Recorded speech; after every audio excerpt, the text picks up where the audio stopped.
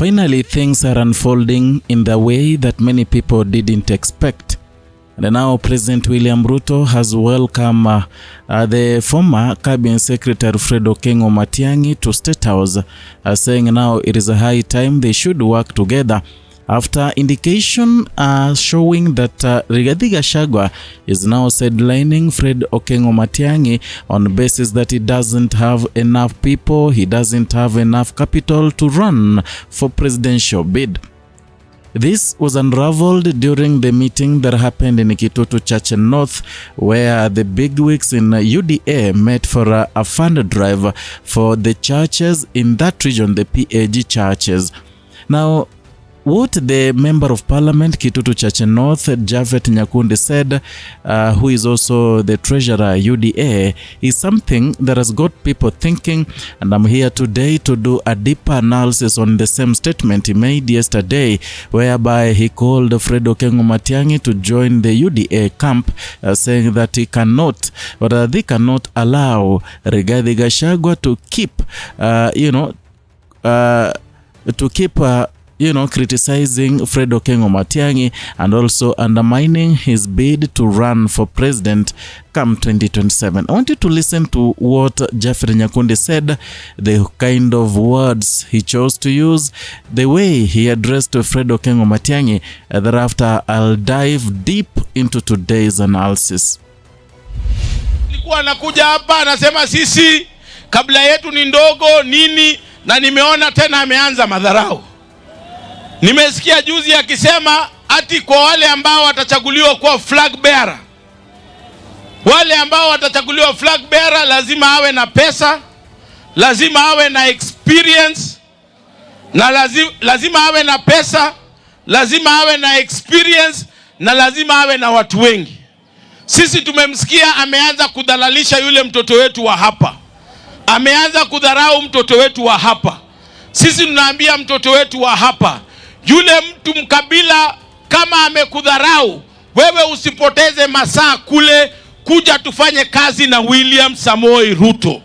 Yeye kama ameamua kukuonyesha madharau, hivyo ndo alionyesha watu wengine madharau, ameonyesha Kalonzo Musyoka madharau, ametuonyesha sisi wa Kisii madharau. Tunamuomba aje tufanye kazi pamoja na mtoto wetu, kwa sababu what we are looking for is development for our people. Now, that is Japhet Nyakundi speaking, and you've heard him right. And I want us to look at some few things. You know, recently, during a press interview, Japhet Nyakundi, together with Silvana Sosoro, the South Mugirango Member of Parliament, dismissed claims that Fred Matiang'i was vying for president. They said that they've never heard that Fred Matiang'i was vying for, that seat.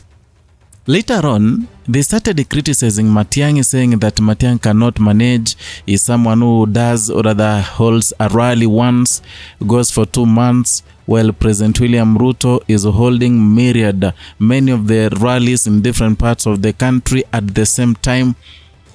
So they were criticizing Matiang'i, branding him as a killer, someone who really messed up with those Silvana Sosoro maybe during his tenure in the Jubilee government, saying that he could rule with the chest, and also he was a dictator. They've been calling Fred Matiang'i all sorts of names, criticizing him, telling the people of Kisii that they should not be deluded.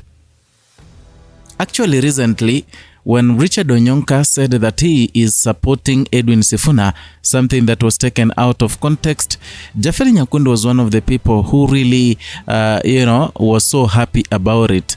He said that, we told you that these people do not support Fred Matiang'i and our person is going nowhere. He was really happy about it. Something that has changed now. You've heard from his conversation, you've heard from his statement. He said that mtu wetu hawezi teswa. So from that person who could not run for president, from that person who had no vigor, from that person who had no capacity to mount a serious campaign, from that person they branded as a joker. Right now, they're referring to him as mtu wetu. And if I may ask, if you think someone is not good enough, if you think someone is incapable, someone who is lazy, why do you need that kind of a person in your camp? So the kind of words Japhet Nyakundi used, and the kind of words that Silvanus Osoro recently used, they indicated that they've been sent by William Ruto to try and lure Fred Okengo Matiang'i into government, because they know that Fred Matiang'i is another person who can really threaten President William Ruto. Things are changing, and we say that politics is dynamic.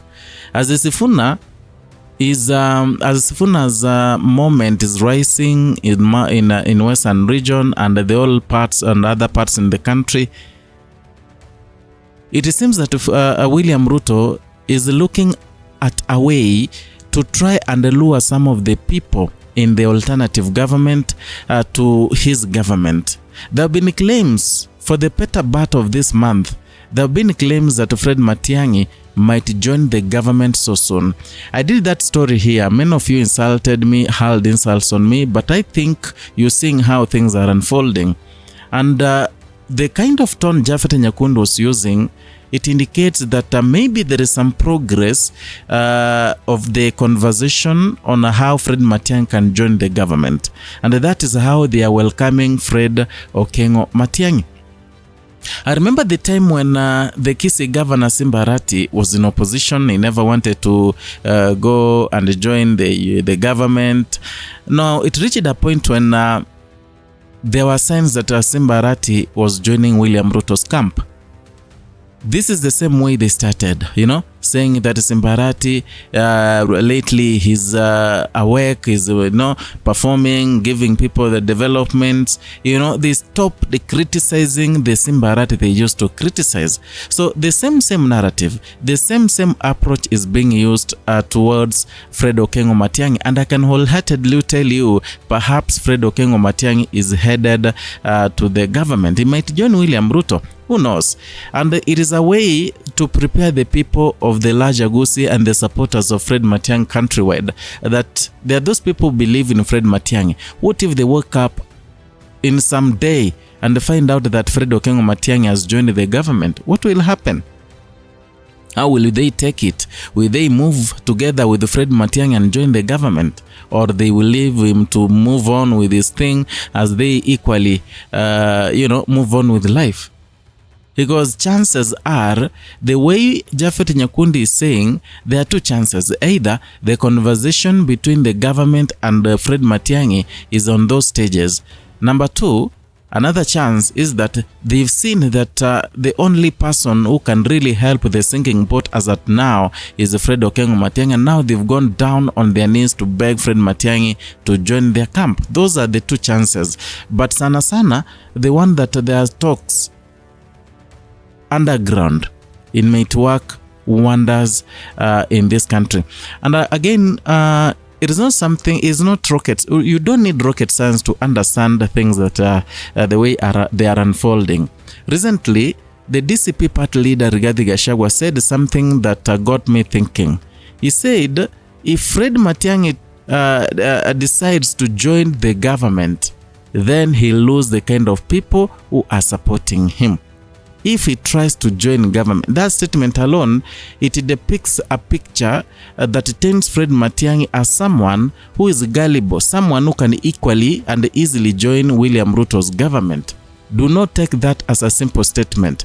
And Rigathi Gachagua, everything that he says has a meaning, because he has a lot of intel, raw intel actually from William Ruto's government. And what is happening with Fred Matiang'i, you realize that he's so silent recently. He has been so silent. You saw him in Utawala, he did not even bother to tell people, some of his supporters. He went there with just Morara Kebaso. You realize the same way he's doing things, they are raising some question marks. And you see, the people in the larger Gusii region, they really want Fred Matiang'i to go forward. Not even in Gusii. There are people who trust Matiang'i can lead this country. So those people who are ardent supporters, what will they do when they realize that whatever Fred Matiang'i has done is to join William Ruto, the same person he has been warning them against? I don't know what you think, but I want you to really listen to what this Japhet Nyakundi said, and write a comment down there. Is Matiang'i being welcomed to UDA camp? Is Matiang'i joining William Ruto's camp soon? Write a comment down there, and as always, I'll talk to you. I'll reply to each and every comment. And if you're new here, consider subscribing, liking, and sharing our content. Hit the notification bell so that you can you can be part of this revolution.